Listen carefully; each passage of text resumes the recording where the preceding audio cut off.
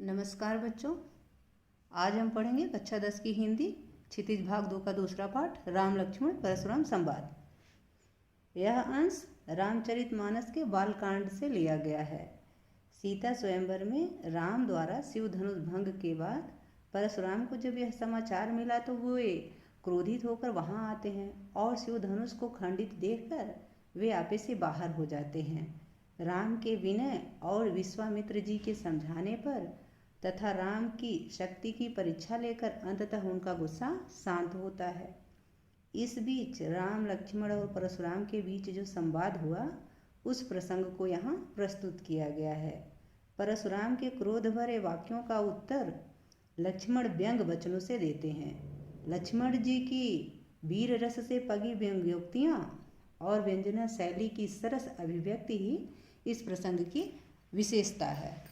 ठीक है, पढ़ते हैं आप पाठ राम लक्ष्मण परशुराम संवाद। पहली चौपाई है। नाथ शंभुधनु भंजनिहारा होई है को एक दास तुम्हारा, आये सुकाह कहिए किन मोही, सुन रिसाए बोले मुनि कोही। भगवान श्री रामचंद्र जी कहते हैं परशुराम जी से, जब परशुराम जी गुस्सा होकर यहाँ आ जाते हैं तो कहते हैं कि हे नाथ, शिव जी को धनुष को तोड़ने वाला, शंभुधन मतलब शिव जी के धनुष को भंजनिहारा यानी तोड़ने वाला, होई कोई एक दास तुम्हारा, आपका कोई दास ही होगा। आय सुकाह कही किन मोही, सुनि रिसाए बोले मुनि कोही। आय सुकाह आज्ञा क्या है, कहिए कहिए, कहिए मतलब कहिए, किन मोही मुझे से क्यों नहीं कहते, किन मोही मतलब क्यों नहीं कहते मुझसे, कहिए काह मतलब क्या आज्ञा है, आयस मतलब आज्ञा। हे नाथ, शिव जी के धनुष को तोड़ने वाला कोई आपका एक दास ही होगा, क्या आज्ञा है, मुझसे क्यों नहीं कहते, अर्थात मुझसे कहिए। यह सुन करके सुनि रिसाए बोले मुनि को ही, यह सुन करके क्रोधी मुनि बोलते हैं, यह सुन करके क्रोधी मुनि रिसा करके बोलते हैं यानी गुस्सा होके बोलते हैं।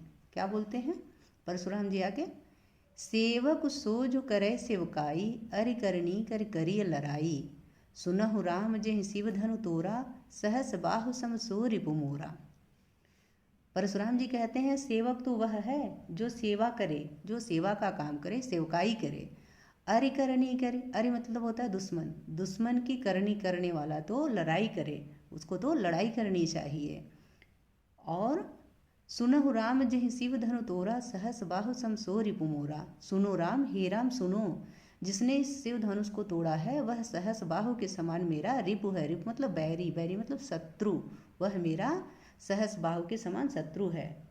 सेवक वह है, क्या कहते हैं परशुराम जी, सेवक वह है जो सेवा का काम करे, शत्रु का काम करके तो लड़ाई ही करनी चाहिए। हे राम सुनो, जिसने शिव जी के धनुष को तोड़ा है वह सहस्त्र बाहु के समान ही मेरा शत्रु है। ठीक, आगे देखते हैं। सो बिलगाओ बिहाई समाजा, नत मारे जय हैं सब राजा, सुनि मुनि वचन लखन मुस्काने, बोले परस धरहि अवमाने। सो बिलगाओ, बिलगाओ मतलब होता वह अलग हो जाए, बिहाय समाजा, बिहाय मतलब छोड़ करके, समाज मतलब समाज को, वह समाज को छोड़कर अलग हो जाए। नत मारे जाएंगे सब राजा, नहीं तो सभी राजा मारे जाएंगे। और मुनि का वचन सुनकर, सुनि मुनि वचन लखन मुस्काने, बोले परस उधर ही अवमाने। परशुराम जी गुस्सा होते हुए कहते हैं कि इस समाज को छोड़कर वह अलग हो जाए, जिसने शिव धनुष को तोड़ा है वह इस समाज को छोड़ करके अलग हो जाए। नत मारे जाएंगे सब राजा, नहीं तो सारे राजा मारे जाएंगे। अब मुनि उनका परशुराम जी का वचन सुन करके लक्ष्मण जी मुस्कुराते हुए बोलते हैं और परशुराम जी का अपमान करते हुए बोलते हैं। जैसे ही लक्ष्मण जी बोलते हैं उसको परशुराम जी अपना अवमानना समझते हैं, अपनी अवमानना, अवमाने मतलब अपमान करना। परशुराम जी का अपमान करते हुए मुस्कुराते हुए लक्ष्मण जी बोलते हैं, क्या बोलते हैं, बहु धनु ही तोरी लरिकाई, कबहु न असि सिकीन गुसाई, यही धनु पर ममता के ही हेतु, सुन रिसाई कह भृगुकुल केतु। लक्ष्मण जी कहते हैं कि बहु धनु ही तोरी लड़कियाई, हमने तो बचपन में, लड़कियाई मतलब बचपन में, हमने तो बचपन में बहुत सारी धनुहियाँ तोड़ी हैं। कबहू न असरिस कीनी गोसाई, हे गोसाई आपने ऐसी गुस्सा ऐसा रिस तो कभी नहीं दिखाया। कबहू ने असरिस कीनी गोसाई, हे गोसाई बचपन में लड़कपन में तो हमने बहुत सी धनुहियाँ तोड़ डाली, किंतु आपने ऐसा क्रोध कभी नहीं किया। अब इसी धनुष पर, यही धनुही पर ममता के ही हेतु सुन रिसाय कह भृगुकुल केतु, इसी धनुष पर इतनी ममता किस कारण से है। यह सुनकर भृगुवंश की ध्वजा स्वरूप परशुराम जी कुपित होकर कहने लगे। जो भृगुकुल केतु यानी भृगुवंश की जो ध्वजा स्वरूप परशुराम जी एकदम क्रोधित हो जाते हैं और गुस्से में बोलते हैं। क्या बोलते हैं? रे नृप बालक काल बस बोलत तो हिन संभार, धनुहि सम त्रिपुरारी धनु विदित सकल संसार। हे राजा के पुत्र, हे राजपुत्र, काल के वश हो करके तुम इस तरीके से बोल रहे हो। काल के वश में होने की वजह से तुम ऐसे बोल रहे हो, अपने वचन को संभाल करके नहीं बोल रहे हो। तुम्हारे बचपन की धनुहियों के समान त्रिपुरारी की यह धनुष है जिसको संपूर्ण संसार जानता है। अरे राजपुत्र, बोलते हैं, रे नृप बालक काल वश बोलत तो हिन संहार। अरे राजपुत्र, काल के वश में होने से तुझे बोलने में कुछ भी होश नहीं है। तुम सोच करके नहीं बोल रहे हो, संभाल के नहीं बोल रहे हो। सारे संसार में विख्यात शिव जी का यह धनुष क्या तुम्हारे बचपन की धनुहियों के समान है? आगे लक्ष्मण जी कहते हैं, लखन कहा हंसी हमरे जाना, सुनहु देव सब धनुष समाना। का छति लाभ जून धनु तोरे, देखा राम नयन के भोरे। लक्ष्मण जी हंसते हुए कहते हैं, हे देव सुनिए, हमारे जान में तो सभी धनुहियाँ एक समान ही हैं। लक्ष्मण जी कह रहे हैं कि हमारे जान में तो सभी धनुष एक से ही हैं। और पुराने का छति लाभ जून धनु तोरे, जून मतलब होता है पुराने, इस पुराने धनुष को तोड़ने से कैसे क्षति और कैसा लाभ, क्या हानि लाभ है। देखा राम नयन के भोरे, श्री रामचंद्र जी ने तो इसे सिर्फ नए के धोखे से देखा था, सिर्फ इसको नया जान के देखा भर था और इसमें उनकी कोई गलती तो है नहीं। तो मेरे समझ में तो सारी धनुहियाँ एक जैसी हैं। लक्ष्मण जी कहते हैं, हंस करके कहते हैं, हे देव सुनिए, हमारे जान में तो सभी धनुष एक से ही हैं। पुराने धनुष के तोड़ने में क्या हानि क्या लाभ। श्री रामचंद्र जी ने तो इसे नवीन के धोखे से मात्र देखा था। ठीक है। छुअत टूट रघुपति हु न दोसु, मुनि बिनु काज करिय कत रोसु। बोले चितय परसु की ओरा, रे सठ सुने ही सुभाव न मोरा। लक्ष्मण जी कहते हैं कि छूते ही टूट गया, छुअत टूट, छूते ही टूट गया। रघुपति हूँ न दोषु, रघुपति का इसमें कोई दोष नहीं है, रामचंद्र जी का इसमें कोई दोष नहीं है।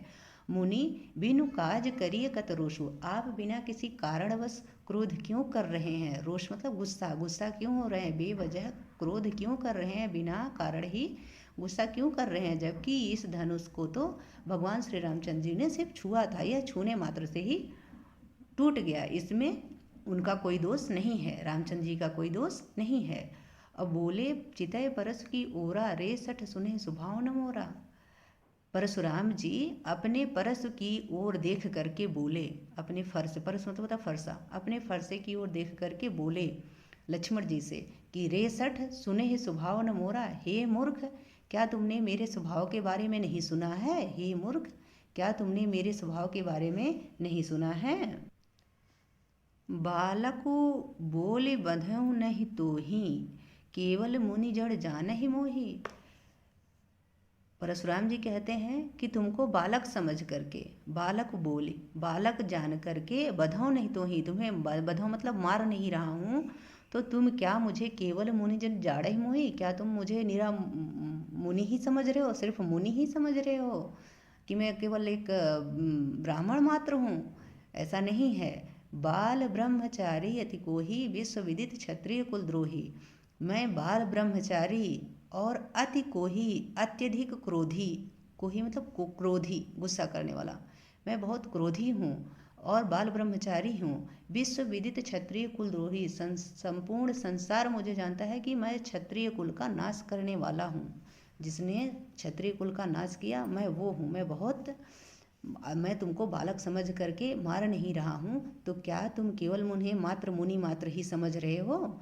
मैं बाल ब्रह्मचारी, अति क्रोधी और विश्व विदित संपूर्ण संसार मुझे जानता है कि मैं क्षत्रिय कुल का नाश करने वाला हूँ। भुज बल भूमि भूप बिनु कीन्ही, विपुल बार महिदेवन दीन्ही। सहस बाहु भुज छेद निहारा, परसु विलोक महीप कुमारा। भुज बल से, अपनी भुजाओं के बल से मैंने भूमि को भूप के बिना कर दिया है। भूमि को भूप मतलब राजाओं के बिना, बिनु मतलब बिना कर दिया है, कीन्ही मतलब किया है। और विपुल बार महिदेवन दीन्ही, और मैंने इसको कई बार ब्राह्मणों को दान दे दिया है। कई बार मैंने इसे ब्राह्मणों को दान दे दिया है। सहस बाहु भुज छेदनिहारा, सहस बाहु की भुजाओं को काटने वाला, छेदनिहारा मतलब काटने वाला। परसु विलोक महीप कुमारा, हे राजा के पुत्र, महीप कौन मतलब राजा के पुत्र, हे राजा के पुत्र मेरे फरसे को देखो। परशुराम जी कहते हैं कि मैं तुझे बालक जानकर नहीं मारता हूँ। अरे मूर्ख, क्या तू मुझे निरा मुनि ही जानता है? क्या तुम सिर्फ मुझे मुनि ही मात्र ही जानता है? मैं बाल ब्रह्मचारी और अत्यंत क्रोधी हूँ, क्षत्रिय कुल का नाश करने वाला मैं संपूर्ण विश्व में विख्यात हूँ। मैंने अपनी भुजाओं के बल से पृथ्वी को राजाओं से रहित कर दिया है और बहुत बार उसे ब्राह्मणों को दे डाला है, दान कर दिया है। हे राजकुमार, हे राजकुमार, सहस्त्रबाहु की भुजाओं को काटने वाले मेरे इस फरसे को देखो, मेरे इस फरसे को देखो। मातु पितहि जनि सोच बस करस महिष किशोर, गर्भन के अर्भक दलन परस मोर अति घोर। परशुराम जी और गुस्से में बोल रहे हैं कि मातु पितहि जनि शोक बस करस महिष किशोर, हे राजा के पुत्र, तुम अपने माता पिता को शोक के बस मत करो। मेरा यह फरसा गर्भन के अर्भक दलन परस मोर अति घोर, मेरा यह फरसा अत्यधिक कठोर है और यह गर्भ के भी बच्चों को मार डालने वाला है। गर्भन के अर्भक दलन, गर्भ के शिशु को भी नष्ट कर देने वाला है। परशुराम जी बहुत गुस्से में हैं और बोल रहे हैं, हे राजा के पुत्र, हे राजा के बालक, तू अपने माता पिता को सोच के बस न कर, मत कर, अपने माता पिता को सोच के बस मत कर। मेरा यह फरसा बड़ा भयानक है, यह गर्भों के बच्चों को भी नाश करने वाला है। बिहसी लखनु बोले मृदुबानी, अहो मुनीसु महाभटमानी। पुनि पुनि मोहि दिखाव कुठारू, चहत उड़ावन फूंकी पहारू। लखन जी लक्ष्मण जी हंसते हुए बोलते हैं, हंसते हुए मृदुबाणी बोलते हैं यानी कोमल बाणी बोलते हैं। कहते हैं, अहो मुनीसु महाभटमानी। अहो मुनीश्वर, तो अपने आप को आप बड़े भारी योद्धा समझते हैं, खुद को आप बहुत भारी योद्धा समझते हैं। महाभट मानी, आपने अपने आप को महाभट मान लिया, अर्थात महान योद्धा समझ लिया है। बार बार पुनि पुनि मोह दिखाओ कुठारू, बार बार मुझे कुठार दिखा रहे हैं, अपनी कुल्हाड़ी, कुठार मतलब होता है कुल्हाड़ी, अपनी कुल्हाड़ी दिखा रहे हैं। ऐसा लग रहा है कि चहत उड़ावन फूंकी पहाड़ू, ऐसा लग रहा है कि आप फूंक से पहाड़ को उड़ाना चाह रहे हैं। पहाड़ मतलब पहाड़ को फूंक से उड़ाना चाह रहे हैं। लक्ष्मण जी हंसते हुए बोलते हैं और मीठी बाड़ी बोलते हैं, थोड़ा सा मीठी बाड़ी बोलते हैं। कहते हैं कि अहो मुनीश्वर, अहो मुनीश्वर, तो आप अपने आप को बड़ा भारी योद्धा समझते हैं। बार बार मुझे कुल्हाड़ी दिखा करके आप ऐसा लग रहा है कि फूंक से पहाड़ उड़ाना चाह रहे हैं। यहाँ कुम्हड़ बतिया को नाही, जे तर्जनी देख मर जाही। देख कुठारो सरासर बाना, मैं कछु कहा सहित अभिमाना। लक्ष्मण जी कह रहे हैं परशुराम जी से कि यहाँ कुम्हड़ बतिया को नहीं, यहाँ कोई कुम्हड़े की बतिया नहीं है। जे तर्जनी देख मर जाए, जो तर्जनी अंगुली को देख के मर जाएगा। देख कुठारो सरासर बाना, मैं कछु कहा सहित अभिमाना। मैंने आपके हाथ में कुठारो यानी कुल्हाड़ी और धनुष बाण देख करके ही कुछ अभिमान सहित बोला। मैंने अभिमान के साथ कुछ आपके हाथ में ये कुल्हाड़ी और धनुष बाण देख करके ही बोला है। लक्ष्मण जी कहते हैं कि यहाँ कोई कुम्हड़े की बतिया नहीं है जो तर्जनी उंगली देख करके मर जाएगा। मैंने तो आपके हाथ में ये कुल्हाड़ी और धनुष बाण देख करके ही अभिमान सहित कुछ बोला। आगे लक्ष्मण जी कहते हैं कि भृगुसुत समुझ जनेऊ बिलोकी, जो कछु कहो सहो रिस रोकी। सुर महिसुर हरिजन अरुगाई, हमरे कुल इन पर न सुराई। लक्ष्मण जी कहते हैं मैं आपको भृगुसुत समझ करके, भृगुसुत समझ भृगु के पुत्र समझ करके मैं, और आपके गले में ये जनेऊ देखकर, जनेऊ बिलोकी और यज्ञोपवीत, जनेऊ मतलब होता है यज्ञोपवीत जनेऊ जो लोग धारण करते हैं अपने गले पे, तो वही कह रहे हैं लक्ष्मण जी कि मैं आपको भृगु मुनि का पुत्र समझ करके और आपके इस जनेऊ को देख करके जो कुछ कहो सहो रिस रोकी, जो कुछ आप कह रहे हैं उसे मैं अपने गुस्से को रोक करके सह रहा हूँ ना। और सुर महिसुर हरिजन अरुगाई, सुर यानी देवता, महिसुर यानी ब्राह्मण, हरिजन यानी भगवान के भक्त, और अरु मतलब और, गाई मतलब गाय। देवता, ब्राह्मण, भगवान के भक्त और गाय, इन पर हमरे कुल इन पर न सुराई, हमारे कुल के लोग इन पर अपनी वीरता नहीं दिखाते हैं।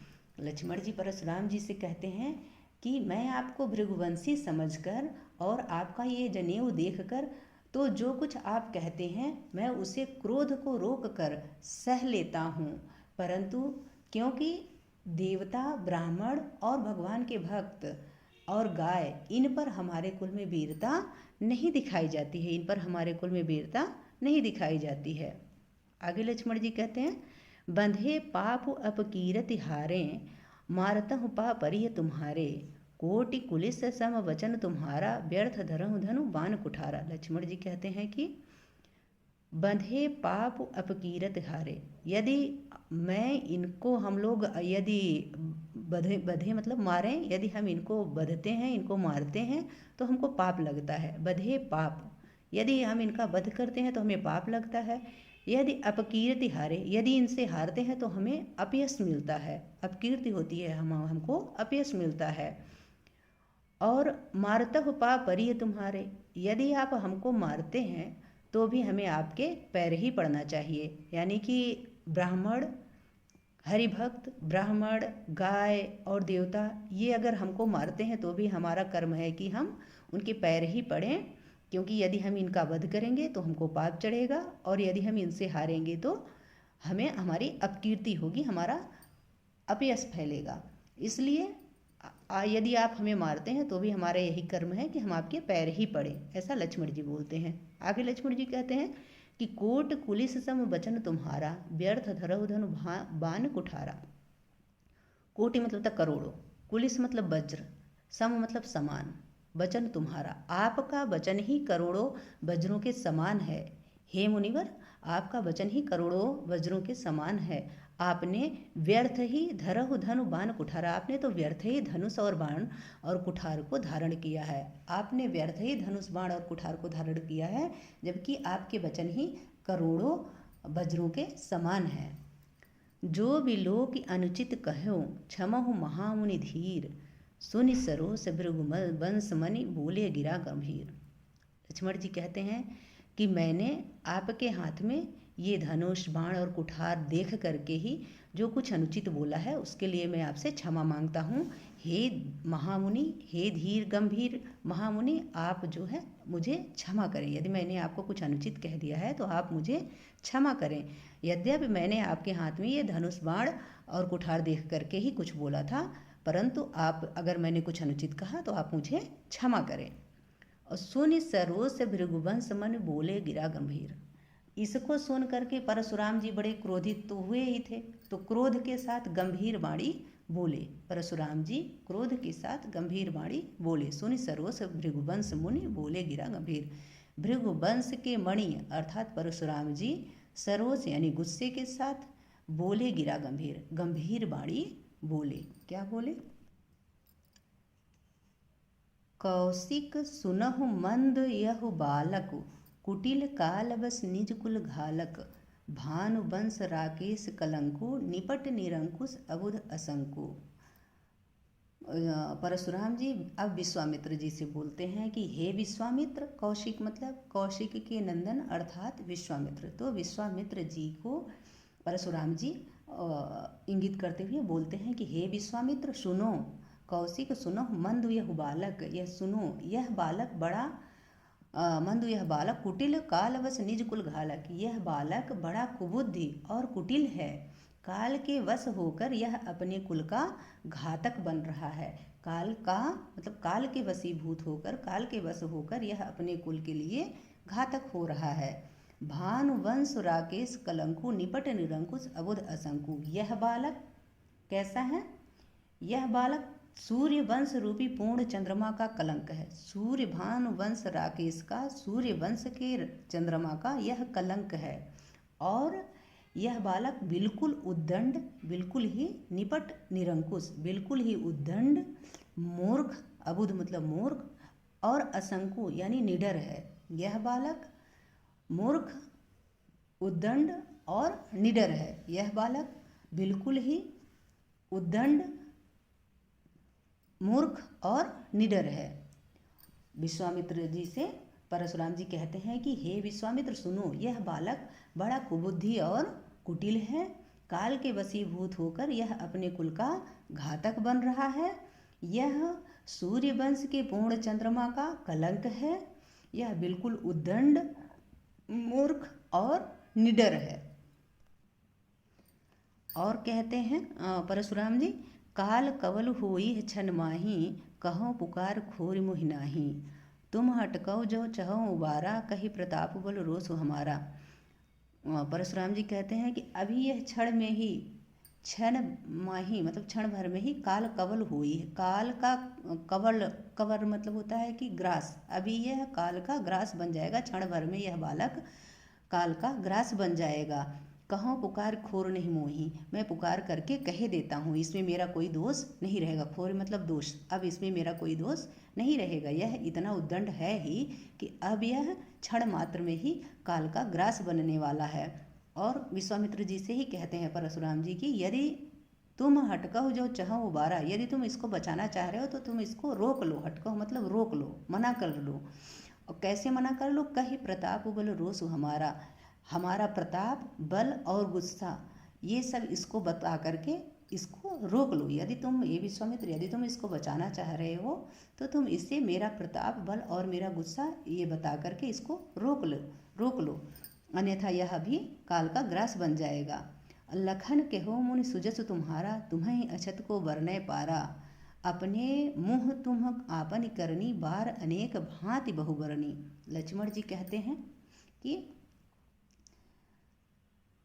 लखन कहो मुनि सुजस तुम्हारा। लक्ष्मण जी कहते हैं कि हे मुनि, आपका सुयस आपके रहते तुम्हें अछत को वर्णय पारा।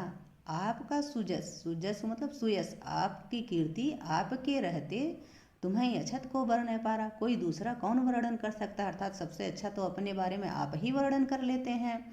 अपने मुँह तुम आपन करनी, अपने मुँह से आपने अपनी करनी, बार अनेक भांति बहुबरनी, कई बार और कई प्रकार से आपने वर्णन किया है। आपने बार बार अपने बारे में, अपने सुयश को अपने मुँह से ही वर्णन किया है। लक्ष्मण जी ने क्या कहा? लक्ष्मण जी ने कहा, हे मुनि, आपका सुयश आपके रहते दूसरा कौन वर्णन कर सकता है? आपने अपने ही मुँह से अपनी करनी अनेकों बार बहुत प्रकार से कही है। नहीं संतोष त पुनि कुछ कहू, नहीं संतोष त पुनि कुछ कहू, जनि ऋषि रोक दुसह दुख सहू। वीर व्रती तुम धीर अछोभा, गारी देत न पावहु शोभा।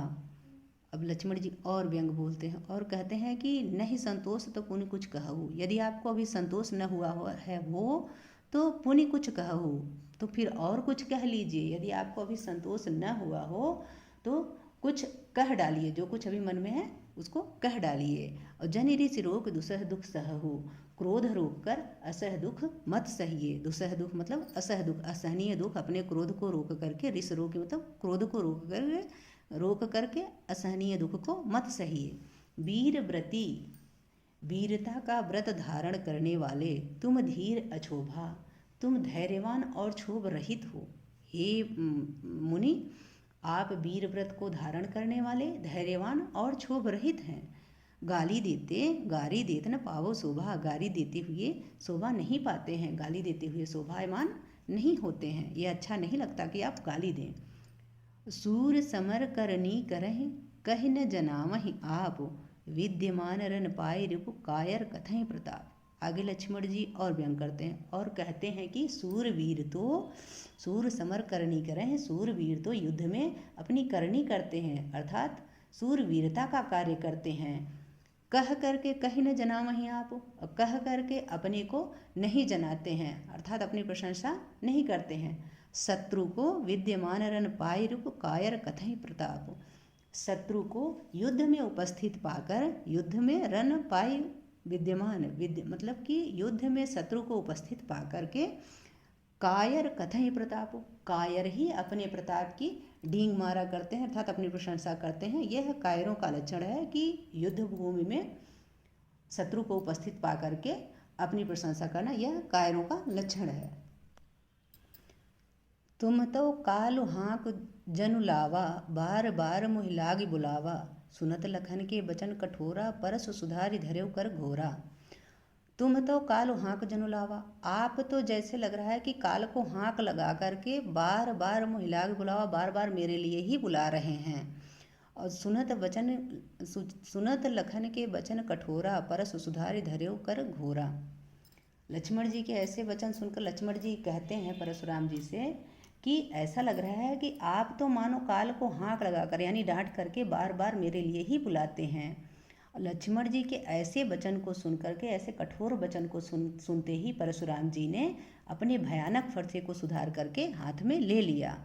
परसु सुधार धर्यो कर घोरा, घोरा मतलब भयानक, अपने भयानक फरसे को सुधार करके कर धर्यो हाथ में ले लिया। आगे क्या है, अब जनि देई दोष मोहि लोगु, कटुवादी बालक बध जोगु, बाल बिलो की बहुत मैं बाँचा, अब ये हो मरनिहार भा साँचा। परशुराम जी कहते हैं कि अब जनि देई दोष मोहि लोगु, अब लोग मुझे दोष ना दें, क्योंकि यह कटुवादी बालक, यह कठोर बोलने वाला बालक बध के ही योग्य है, बध जोगु बध के ही योग्य है। बाल बिलो की बहुत मैं बाँचा, मैं इसको बालक समझ करके बहुत छोड़ा, बहुत बचाया, परंतु अब यह मरनिहार भा साँचा, लेकिन अब यह मरने वाला है। ऐसा लग रहा है कि अब यह सचमुच में मरने को ही आ गया है, अब यह मरने ही वाला है। मैंने इसको बालक जान के तो बहुत बचाया, लेकिन यह कठोर बोलने वाला बालक वध के ही योग्य है।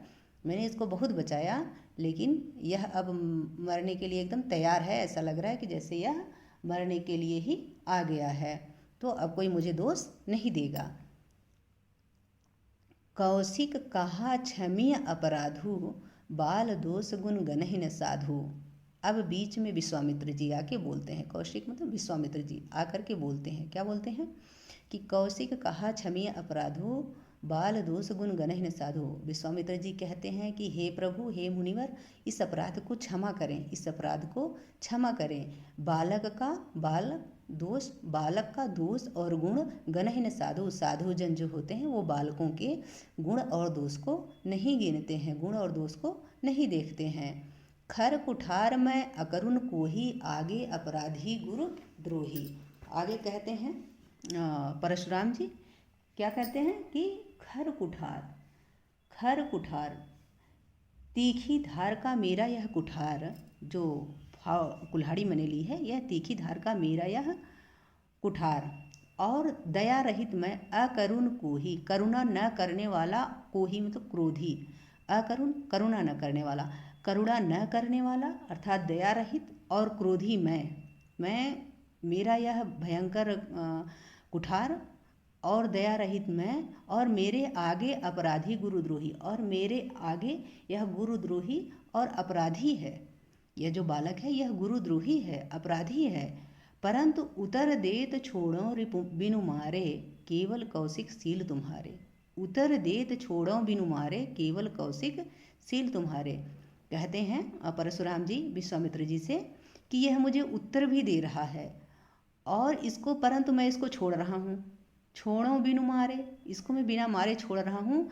केवल कौशिक सील तुम्हारे, हे कौशिक, हे विश्वामित्र, केवल तुम्हारे सील की वजह से, तुम्हारे प्रेम की वजह से मैं इसको छोड़ दे रहा हूँ। न तो यही काट कुठार कठोरे, गुरे ही उरिन होते हो श्रम थोरे। नहीं तो मैं इसको इस कुठार से, अपनी कुल्हाड़ी से, कठोर कुठार से ना, अपनी इस कठोर कुल्हाड़ी से काट करके इसी वक्त गुरु उरिन होते हो श्रम थोरे, अपने गुरु से थोड़े ही श्रम से उरिन हो जाता, अपने गुरु के ऋण से मैं थोड़े ही श्रम में उऋण हो जाता। कहते हैं कि वो परशुराम जी कहते हैं कि तीखी धार का मेरा कुठार और दया रहित मैं और क्रोधी, और यह गुरुद्रोही और अपराधी मेरे सामने है। यह मुझे उत्तर भी दे रहा है, इतने पर भी मैं इसको छोड़ रहा हूँ, मार नहीं रहा हूँ। तो हे विश्वामित्र, केवल तुम्हारे सील की वजह से, नहीं तो इसे इस कुठार से काट करके मैं थोड़े ही श्रम से गुरु के ऋण से उऋण हो जाता। गाधि सोनु कह हृदय हंसी मुनि हरियरे सूझ, अयमय खाड़ न ऊख मह अजह न बोझ अबोझ।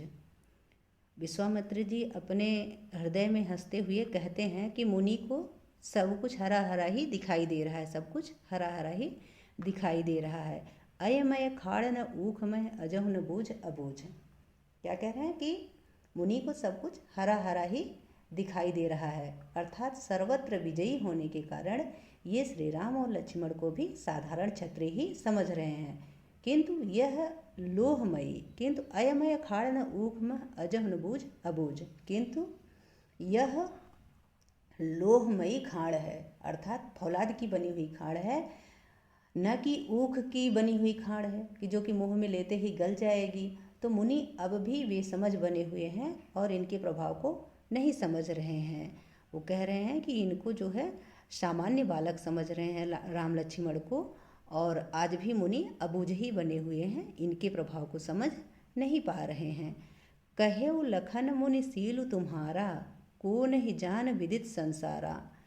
माता पिता ही उऋण भय नीके, गुरु ऋण रहा सोच बड़ जी के। अब लक्ष्मण जी जो है वो और कटाक्ष करते हुए कहते हैं कि लखन कहो मुनि सील तुम्हारा। लक्ष्मण जी कहते हैं कि हे मुनिवर, आपका सील कौन नहीं जानता है। आपका सील अर्थात आपकी दया, आपके प्रभाव को कौन नहीं जानता है।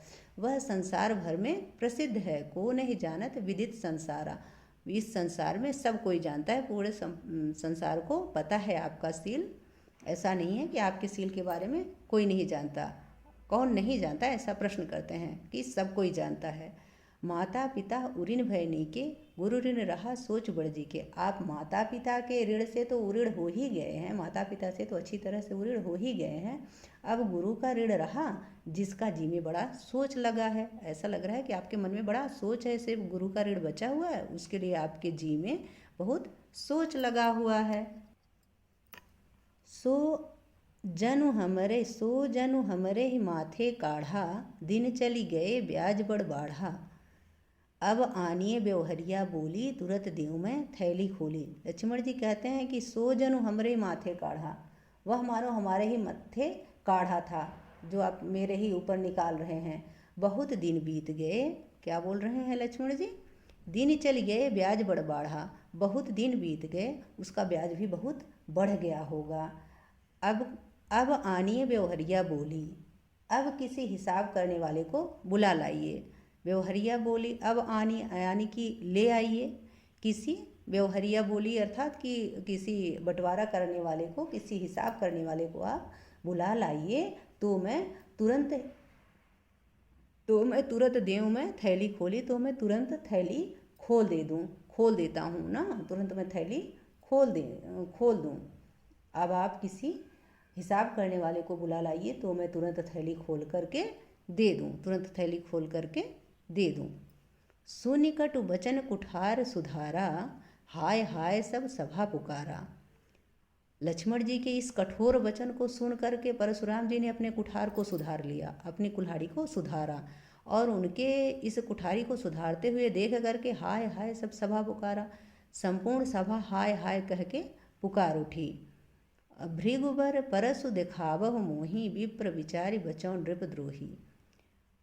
कह रहे हैं कि अब लक्ष्मण जी जब उन्होंने परशुराम जी अपने फरसे को सुधार लेते हैं लक्ष्मण जी के कठोर वचन को सुन करके, तो संपूर्ण सभा हाय हाय करने लगती है। फिर लक्ष्मण जी बोलते हैं कि भृगु बर परसु दिखावह मोही। हे भृगु के सुत परशुराम जी, आप मुझे फरसा दिखा रहे हैं, मैं आपको सिर्फ विप्र विचार बचौ नृपद्रोही, आप राजा के द्रोही हैं, परंतु मैं आपको सिर्फ विप्र विचार करके अर्थात ब्राह्मण समझ करके बचा रहा हूँ। मैं आपको ब्राह्मण समझ करके बचा रहा हूँ। आप मुझे बार बार फरसा दिखा रहे हैं, मैं आपको सिर्फ ब्राह्मण समझ करके छोड़ रहा हूँ, जबकि आप राजा के द्रोही हैं। मिले न कबहु सुभट रन गाढ़े, मिले न कबहु सुभट रन गाढ़े, द्विज देवता घर ही के बाढ़े। लक्ष्मण जी और कहते हैं, अनुचित कही सब लोग पुकारे, रघुपति सैन्य लखन निवारे। लक्ष्मण जी आगे भी क्या कह रहे हैं उनको कि ऐसा लग रहा है कि आपको कभी रणधीर बलवान वीर नहीं मिले। ऐसा लग रहा है कि मिले न कबहु सुभट रन गाढ़े, आपको रण में युद्ध भूमि में कोई बलवान वीर नहीं मिला। हे ब्राह्मण देवता, आप घर में ही बढ़े हैं, आप घर में ही बड़े हैं। यह सुन करके अनुचित है, अनुचित है, अनुचित कही सब लोग पुकारे, अनुचित है ऐसा कह करके सभी लोग पुकारने लगे। अब फिर रघुपति सैन्य लखन निवारे, इसे देख करके अर्थात परशुराम को इतने गुस्से में देख करके और लक्ष्मण जी के ऐसे वचनों को सुनने के बाद अब श्री रामचंद्र जी इशारे से, सैन्य मतलब इशारे से, लखन निवारे लक्ष्मण जी को रोक देते हैं। निवारे मतलब रोकना होता है, तो लक्ष्मण जी को इशारे से रोक देते हैं। लखन उतर आहुति सरिस, भृगुवर कोप कृशान, बढ़त देख जल सम वचन, बोले रघुकुल भानु। लक्ष्मण जी के उत्तर कैसे थे? आहुति के समान। सरस मतलब समान, आहुति मतलब आहुति जो अग्नि में आहुति दी जाती है। तो लक्ष्मण जी के उत्तर आहुति के समान थे। और भृगुवर कोप, और भृगु के पुत्र परशुराम जी का कोप मतलब गुस्सा, कृशान यानी अग्नि के समान था। जैसे लक्ष्मण जी आहुति के समान उत्तर दे रहे थे, वह परशुराम जी के क्रोध को अग्नि की भांति बढ़ा रहा था। और इस बढ़ते हुए अग्नि को देख करके, बढ़त देखे जल सम वचन बोले रघुकुल भानु, इस अग्नि को बढ़ते हुए देख करके, क्रोधाग्नि को बढ़ते हुए देख करके जल के समान शीतल वचन रघुकुल भानु अर्थात सूर्य वंश के भानु राजा श्री रामचंद्र जी शीतल जल के समान शीतल वचन बोले। इसका पूरा अर्थ है कि लक्ष्मण जी के उत्तर से जो आहुति के समान थे, परशुराम जी के क्रोध रूपी अग्नि को बढ़ते हुए देख करके रघुकुल के सूर्य श्री रामचंद्र जी जल के समान यानी शांत करने वाले वचन बोले। आशा है कि आपको इसका अर्थ समझ में आ गया होगा। ठीक है, बहुत बहुत धन्यवाद।